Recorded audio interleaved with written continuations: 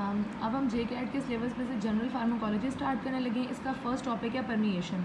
सबसे पहले हम ये वाला टॉपिक डिस्कस करेंगे। इसके लिए हम लोग जो है वो अपनी जनरल फार्मा की जो मिनी कैट्स है उससे ही पढ़ेंगे।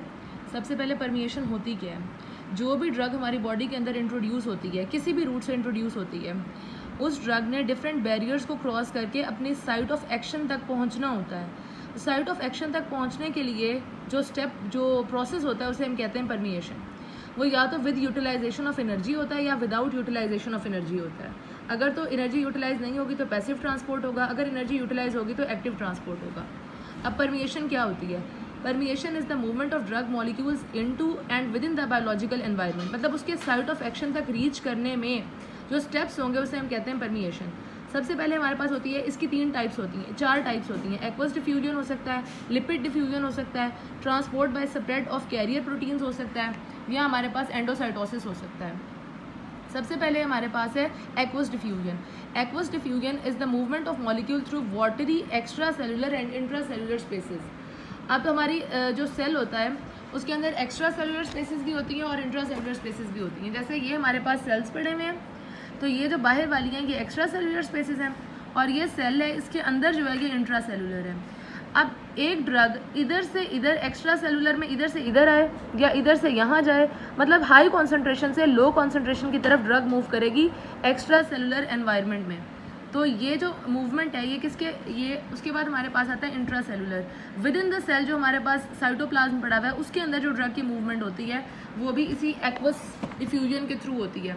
और तीसरा है हमारे पास इसके अंदर जो एंडोथीलियम के दरमियान, ये हमारे पास एक कैपिलरी है, ये एंडोथीलियल सेल्स हैं। एंडोथीलियल सेल्स के दरमियान हमारे पास एक्वस पोर्स होते हैं बिटवीन एंडोथीलियल सेल्स।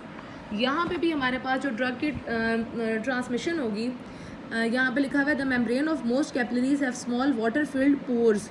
उनके अंदर क्या होते हैं, स्मॉल वाटर फिल्ड पोर्स होते हैं जिसके थ्रू ट्रांसपोर्ट होती है ड्रग। तो ये भी हमारे पास एक्वस डिफ्यूजन के थ्रू होती है। तो 3 चीज़ें हो गई, एक्स्ट्रा सेलुलर, इंट्रा सेलुलर, और तीसरा हमारे पास क्या है, कैपिलरीज की एंडोथीलियल सेल्स के दरमियान जो गैप्स हैं उन्हें हम एक्वस पोर्स कहते हैं, वहाँ पे जो ट्रांसफ्यूजन होगी। उसके बाद ये जो है ये होती है पैसिव ट्रांसपोर्ट, मतलब विदाउट यूटिलाइजेशन ऑफ एनर्जी होती है, और ये it is governed by Fick's law. Fix law आगे हम देखते हैं क्या होता है। और लेकिन जो इसके अंदर जो है वो हमारे पास जो ब्रेन और टेस्टिस की कैपिलरीज होती हैं उनके अंदर हमारे पास एक्वस पोर्स नहीं होते। तो जो ड्रग इसके थ्रू जो होगी वो ब्रेन और टेस्टिस के अंदर नहीं जाएगी ड्रग। उसके बाद आता है लिपिड डिफ्यूजन। लिपिड हमें पता है कि हमारी जो सेल मेम्ब्रेन होती है वो लिपिड बाइलेयर की बनी हुई होती है। तो लिपिड डिफ्यूजन इसके अंदर भी पैसिव ट्रांसपोर्ट होती है, मतलब विदाउट यूटिलाइजेशन ऑफ एनर्जी होती है। लिपिड बाइलेयर में से मॉलिक्यूल्स गुजरेंगे। Like aqueous diffusion this process is also governed by Fick's law. ये भी हमारे पास फिक्स लॉ के थ्रू होता है। फिर आती है हमारे पास transport by special carrier proteins. हमें पता है कि हमारी सेल मेम्ब्रेन के अंदर स्पेशलाइज्ड कैरियर प्रोटीन्स होती हैं जिसके साथ आगे हमारे ड्रग के मॉलिक्यूल्स बाइंड करते हैं, और फिर वो कैरियर प्रोटीन उस ड्रग को उसके साइट ऑफ एक्शन तक पहुंचाती है। ठीक है। Drugs that do not readily diffuse through membrane may be transported, जो आराम से नहीं गुजर सकती उनको हम फिर क्या डिफरेंट कैरियर प्रोटीन्स के थ्रू हम ट्रांसपोर्ट करते हैं। ठीक है। उसके बाद अब हमारे पास वेरी जो लार्ज इसके अंदर ये होता है कि इसकी एग्जाम्पल में हमारे पास आता है सोडियम पोटाशियम ATPase पंप आता है जो आयंस को ट्रांसपोर्ट करता है। इसके बाद हमारे पास सेरोटोनिन, नॉरएपिनेफ्रिन ट्रांसपोर्टर्स आते हैं जो डिफरेंट न्यूरोट्रांसमीटर्स को ट्रांसपोर्ट करते हैं।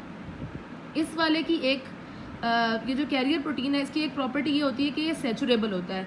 सैचुरेबल का मतलब है हमारे सेल मेम्ब्रेन के अंदर डिफरेंट कैरियर प्रोटीन्स होती हैं, एक ख़ास हद तक मॉलिक्यूल आकर उनके साथ बाइंड करता है, उसके बाद उनकी बाइंडिंग एबिलिटी ख़त्म हो जाती है। मतलब कैरियर प्रोटीन सारी की सारी जब ऑक्यूपाई हो जाएंगी तो अब कोई नई ड्रग आके बाइंड नहीं करेगी। जब तक वो कैरियर प्रोटीन्स दोबारा खाली नहीं हो जाती, ड्रग को उसके साइट ऑफ एक्शन तक पहुंचा के खाली होंगी, फिर दोबारा आके नई ड्रग उनके साथ बाइंड होगी। तो इसकी एक प्रॉपर्टी होती है ये सैचुरेबल होती है।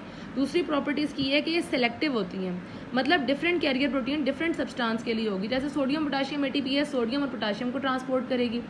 उसके बाद हमारे पास इनहिबिटेबल, तीसरी इसकी प्रॉपर्टी है कि ये प्रोसेस जो है कि इनहिबिटेबल है। इसका क्या मतलब होता है, इनहिबिटेबल का मतलब होता है selective inhibitors for these transporters often have clinical value. For example जो एंटी डिप्रेसेंट ड्रग्स होती हैं ये एक्ट करती हैं by inhibiting the transport of amine neurotransmitter.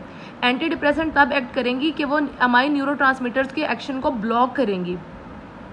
तो इस तरह वो अपना एक्शन परफॉर्म करेंगी। उसके बाद हमारे पास आता है एंडोसाइटोसिस। एंडोसाइटोसिस एक चौथा तरीका है जिसके थ्रू कोई भी ड्रग अपने साइट ऑफ एक्शन तक पहुंचेगी। एंडोसाइटोसिस के अंदर क्या होता है, कोई भी ड्रग जो होती है वो आके मेम्ब्रेन के रिसेप्टर के साथ बाइंड करती है, उसके बाद मेम्ब्रेन इनवेजिनेट अंदर की तरफ मूव करेगी, उसके बाद वो ड्रग अंदर आ जाएगी और फिर वो पूरे का पूरा एक वेजिकल बन जाएगा, इंटरनलाइज होगी कोई भी ड्रग।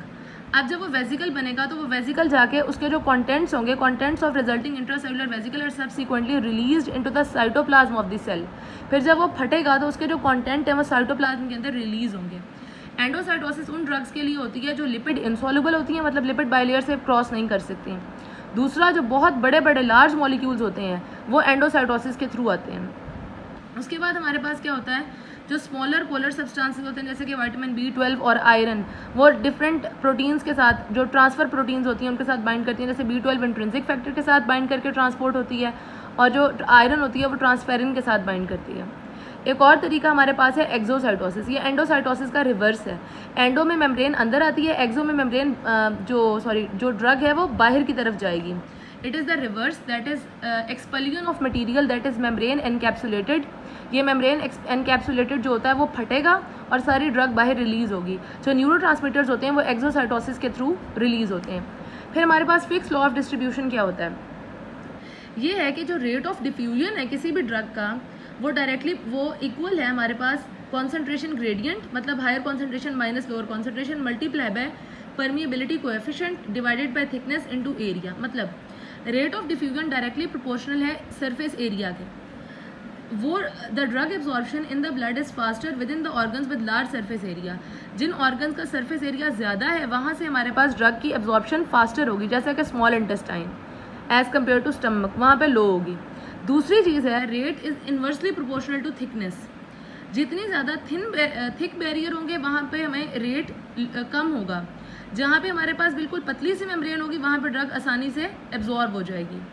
जैसा कि हमारे पास absorption is faster from the organs with thin membrane barrier, for example lungs, then from those with thick barriers as for example skin. Thick barriers में ज़ाहिर ड्रग को ज़्यादा मेहनत करनी पड़ेगी as compare to thin barrier.